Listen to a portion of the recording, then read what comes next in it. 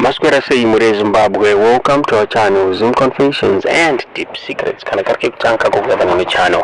Please don't forget to subscribe. Kana chingwa garaka subscribe, but don't forget to comment and share this video. Hi bro, how are you? Here in Epworth, those forms aitaurwa kunzi ada kuendeswa kuna mumba a report yekuti the elections were free and fair. Atowako kuno kuEpworth and the process iri kutoitwa izvezvi usiku uno. Unongonzi tipe chitupa, wopa munhu chitupa, onyora, ozongokuti saina, usinombopiwa time yekuti uverenge the form.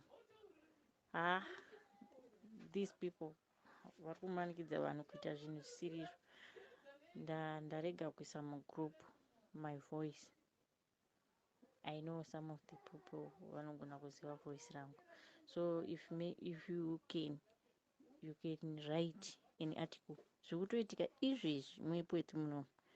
I couldn't take a photo because vanhu vacho vakatongoita zvezvo like kugaidha vanhu, or they are forcing people kuti vaite izvozvo.